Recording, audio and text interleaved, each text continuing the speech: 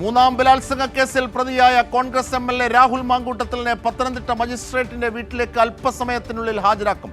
General ആശുപത്രിയിൽ വൈദ്യപരിശോധന പൂർത്തിയായി.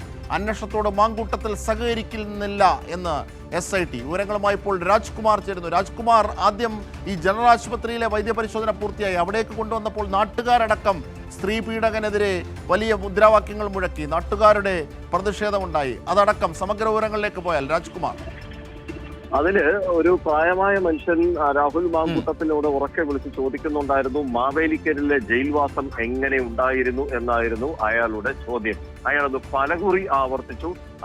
ഇത് അകത്തോട്ട് ഈ ആശുപത്രിയിൽ വൈദ്യപരിശോധനയ്ക്ക് കയറ്റുന്ന സമയത്തും അത് പിന്നീട് അവിടുന്ന് പുറത്തിറക്കി കൊണ്ടുപോകുന്ന സമയത്തുമൊക്കെ ഈ മനുഷ്യൻ അത് ചോദിക്കുന്നുണ്ടായിരുന്നു. അതേസമയം ചില സ്ത്രീകൾ അതിൽ പ്രതികരിക്കാൻ തയ്യാറായില്ല, ഞങ്ങൾക്കൊന്നും പറയാനില്ല എന്ന് പറഞ്ഞ് മാറി നിൽക്കുന്നത് അതും നമ്മൾ കാണാനിടയായി. അതേസമയം 3 ദിവസത്തെ കസ്റ്റഡി കാലാവധി ഇന്ന് വൈകിട്ട് 5 മണിക്കാണ് അവസാനിക്കുക. അതിന്റെ മുന്നോടിയായി അവര് നടപടിക്രമങ്ങളൊക്കെ ഓരോന്ന് പൂർത്തീകരിക്കുന്നു, വൈദ്യപരിശോധനയ്ക്ക് വിധേയമാക്കുന്നു. ഇനി ചില ഒപ്പുകളും മറ്റുമൊക്കെ വെക്കാനുണ്ട്. അതുകൂടി അതുകൂടി കഴിഞ്ഞാൽ ഉച്ചയ്ക്ക് 2 മണിക്ക് ശേഷം ഇവിടെ ഇന്നാണ് ഞാൻ എൻ്റെ പിന്നിൽ കാണുന്നതാണ്. ഇത് ആദ്യഘട്ടത്തിൽ ഇയാളെ റിമാൻഡ് ചെയ്യുന്നത് ഈ മജിസ്ട്രേറ്റ് തന്നെയായിരുന്നു. അന്നും ഈ മജിസ്ട്രേറ്റിന് തന്നെയായിരുന്നു ചുമതല. പിന്നീടാണ് അത് ഈ തിരുവല്ലയിൽ ഈ കോടതിയിലേക്ക് പിന്നീട് കൊണ്ടുപോകുന്നത്. തിരുവല്ല കോടതി ഇന്നും ഇല്ലാത്തത് കൊണ്ടാണ് ഈ മജിസ്ട്രേറ്റിന് ചുമതല കൊടുത്തിരിക്കുന്നത്. അതുകൊണ്ട് ഇവിടെ ആയിരിക്കും ഹാജരാക്കുക. അതേസമയം പ്രധാനമായും രാജ്കുമാർ, ഇന്ന് SITയുടെ വാദം എന്നത്, മുമ്പോട്ട് വെക്കുന്ന കാര്യങ്ങൾ എന്നത് കസ്റ്റഡി കാലാവധി നീട്ടാനുള്ള ശ്രമം തന്നെയായിരിക്കും. കാരണം നിരവധി കാര്യങ്ങൾ ചോദിച്ചറിയേണ്ടതുണ്ട് രാഹുൽ മാങ്കൂട്ടത്തിൽ നിന്ന്. രാഹുൽ മാങ്കൂട്ടത്തിലാകട്ടെ അന്വേഷണത്തോട് സഹകരിക്കുന്നുമില്ല. ഇങ്ങനെയൊരു പ്രതിസന്ധി ഒരു പക്ഷേ SIT മജിസ്ട്രേറ്റ് മുന്നിൽ അവതരിപ്പിച്ചേക്കും. എന്തൊക്കെ വിവരങ്ങൾ?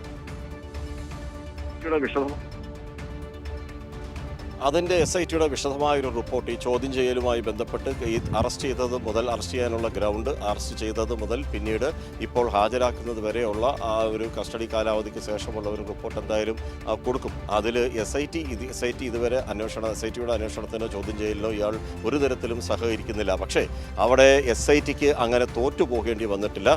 അവരുടെ ഒരു പ്രധാനപ്പെട്ട ഒരു ബ്രേക്കിംഗ്, അവർ ഇയാളെ ബ്രേക്ക് ചെയ്തിട്ടുണ്ട്. അതെങ്ങനെയാണെന്ന് പറഞ്ഞാൽ, ഈ തെളിവ് ശേഖരണത്തിൻ്റെ ഭാഗമായി തിരുവല്ലയിലെ അവിടെ ആ ലോഡ്ജിൽ B7 എന്ന് പറയുന്ന ലോഡ്ജിൽ ക്ലബ് 7 എന്ന് പറയുന്ന ലോഡ്ജിൽ എത്തിച്ചു. 4ാമത്തെ നിലയിൽ 408 എന്ന് പറയുന്ന മുറി അയാൾ അത് കാണിച്ചു കൊടുക്കുകയും ചെയ്തു. ഈ മുറിയിലാണ് ഞങ്ങൾ താമസിച്ചതെന്ന് അയാൾ പോലീസിനോട് സമ്മതിച്ചു. അത് ഇതിലെ ഒരു കുറ്റകൃത്യത്തിലെ പ്രധാനപ്പെട്ട ഒരു തെളിവ് ശേഖരണമാണ്. അവിടെയാണ് ഞാൻ ഈ പറഞ്ഞത് SIT ബ്രേക്ക് ചെയ്തു എന്ന് പറയുന്നത്. ഇയാളുടെ മൗനത്തെ അവിടെ ബ്രേക്ക് ചെയ്തു. ഈ 1 മണിക്കൂറോളം ഞങ്ങൾ ഇവിടെ, ഞാനും അതിജീവിതയും ഇവിടെ താമസിച്ചു എന്ന് പറഞ്ഞു. ഇവർ ആ മുറിക്ക് മുമ്പ് നിൽക്കുന്നത് കൈരളി ന്യൂസ് എക്സ്ക്ലൂസീവായി തന്നെ ആ ദൃശ്യങ്ങൾ ചിത്രീകരിച്ചിരുന്നു. നമ്മുടെ ക്യാമറ കണ്ട ഉടൻ അയാൾ പുറകോട്ട് ഒഴിഞ്ഞു മാറുന്നതും ആ ദൃശ്യങ്ങളിൽ നമുക്ക് കാണാം. എന്തായാലും 1 മണിക്കൂർ ഞങ്ങൾ അവിടെ ചെലവഴിച്ചു. അതിനുശേഷം ഞാൻ ഇവിടുന്ന് മടങ്ങി. അപ്പോൾ അടുത്ത ചോദ്യം ഈ അന്വേഷണ ഉദ്യോഗസ്ഥനായ SP മുരളീധരൻ ചോദിച്ചത്, നിങ്ങൾ ഇതിനുള്ളിൽ വെച്ചാണോ ഈ പെൺകുട്ടിയുടെ പരാതിയിൽ പറയുന്ന രീതിയിൽ പീഡിപ്പിച്ചത് എന്ന് ചോദിച്ചപ്പോൾ അതിനൊരു ഉത്തരവും അയാൾ നൽകാൻ തയ്യാറായില്ല. പക്ഷേ ആ അവിടെ മുറിയെടുത്ത് താമസിച്ചു എന്നുള്ള കാര്യം അയാൾ സമ്മതിച്ചതോടെ അയാൾക്ക് ഇനിയുള്ള കുറ്റങ്ങളും കൂടി ഏൽക്കാതിരിക്കാൻ ഒരു നിവൃത്തിയുമില്ല. എന്തായാലും 1 മണിക്കൂർ ഒരു മുറി, ഒരു MLA അല്ലെങ്കിൽ അതുപോലെ ഒരു വ്യക്തി എന്തിനിവിടെ വന്ന് മുറി എടുത്തു എന്നൊരു ചോദ്യമുണ്ട്. ആ ചോദ്യത്തിന് അത് 2024 ഏപ്രിൽ മാസം 8-ാം തീയതി ഉച്ച സമയത്താണ് ഇവർ വന്ന് മുറിയെടുക്കുന്നത്. 1 മണിക്കൂർ അവിടെ ചെലവഴിച്ചു എന്ന് പറയുന്നതാണ് ആ രജിസ്റ്ററിൽ കാണുന്നത്. രജിസ്റ്ററിൽ രാഹുൽ BR എന്ന് പറയുന്ന പേരാണ് നൽകിയിരിക്കുന്നത്, രാഹുൽ മാങ്കൂട്ടം എന്നല്ല നൽകിയിരിക്കുന്നത്. അവിടെയൊക്കെയാണ് ഇതിനകത്തുള്ള ഒളിച്ചുകളി.